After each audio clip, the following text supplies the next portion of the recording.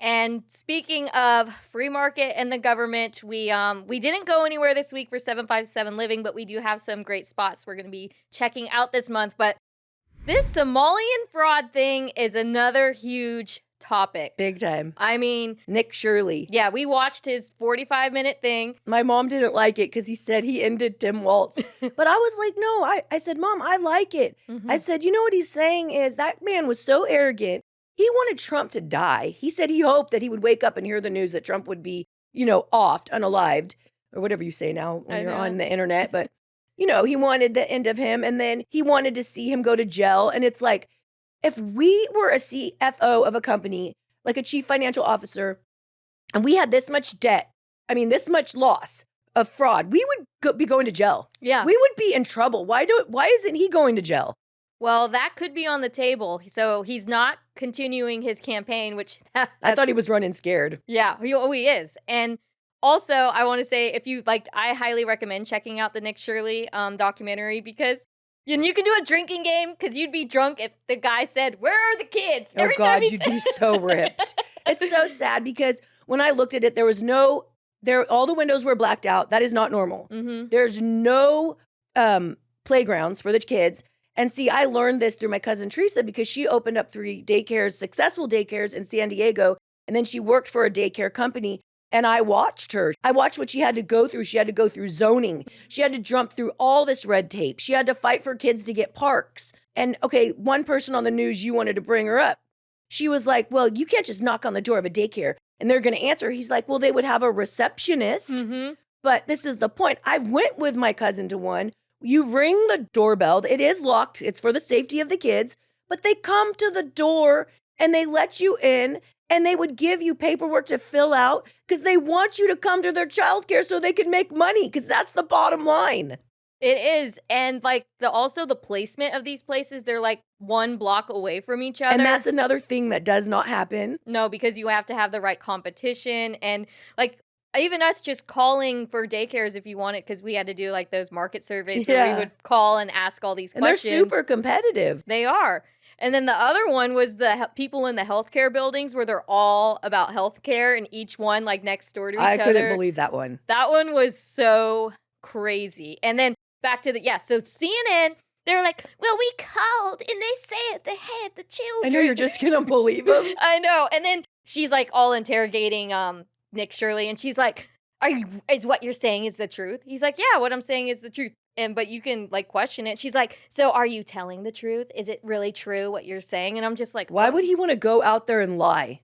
I know. And then he had the congressman with him who said he's been witnessing this. He wasn't a congressman. He wasn't? I don't think so. I think he had connections in Congress, but I could be wrong or too. He worked somewhere in the state building. But he said he would drive by every day, never seen a kid come in and out of the place.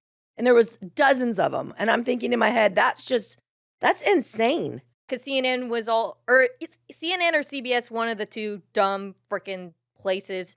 But they were saying too, they were like, oh, he came at the wrong time. And then no, he came in the middle of the afternoon. He went through the hours and it wasn't just one place. He went to numerous spots. He even asked someone who worked in the area. He was like, do you see any kids here? Yep. He's like, oh, no. And then think they're getting millions of dollars every year for kids. And this is what's horrible.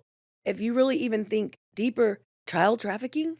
Oh. You don't even know. These are Somalians. They're rough people. These people weren't so nice to him. Oh, no. They were saying, and don't they have aren't they funneling money back to their country for terrorism? Yeah, they are a Muslim country. This is not no little happy, little go lucky people. They're not nice people, and it's not racist. And I did hear too that Hilton won't, excuse my voice, I heard that Hilton won't let ICE stay in their hotels. In Minnesota? Yeah. So also, Dana Perino said that the attorney general there probably had some knowledge of it and covered it up. Because there's, allegedly leaked audio of him saying, don't worry, you're not going to get in trouble type stuff. So people need to go to jail. What I truly believe is that they were giving them that money and letting them open at that daycares because they were getting it funneled back to them. Mm-hmm. It's just money laundering. Yeah, exactly. And though it's even worse, though, is this is stuff that you want to help. You want to help underprivileged children, have a Oh, good and the daycare. autism centers. Yeah, autism That's what's sad centers. too. They were setting those up, And transportation for like the elderly or people to go to get medical treatment. but they never Health- moved. The cars never moved.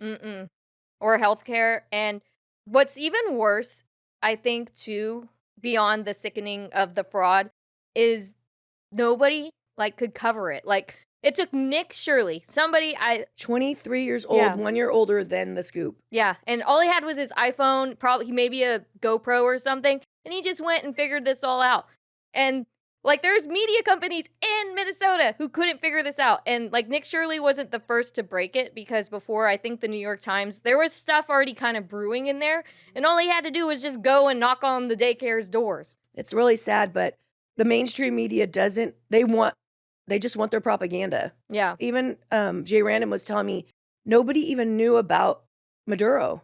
Nobody at his work. Nobody knows anything. Really? Yes, people are not informed. Oh my gosh. Oh, well, that's why we are here to help inform you. Well, it's helping me get informed too. It is, yeah, because we do listen to a lot of sources. We're not just, listening to one source. We do go out and try to get as much as we can for you. And we do highly recommend you check out Nick Shirley's documentary. We have it linked It was really below. good.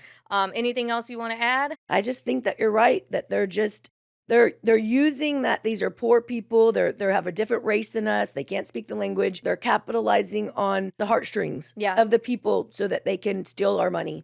And steal money that you earned. Like, my favorite too is I'm just going to give my tax money to the daycares now. Like, why do I even give it to the government? All the memes are going around saying, man, I shouldn't have went on tour and tried to be a country singer. I should have just opened up a daycare.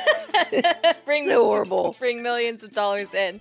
Want to be in the know? Subscribe to our YouTube channel. Listen to us on all podcast platforms. Follow us on all our socials. Visit our website, thenobody757.com. I'm Kashmir. I'm Jackie. And we are The Nobodies 757.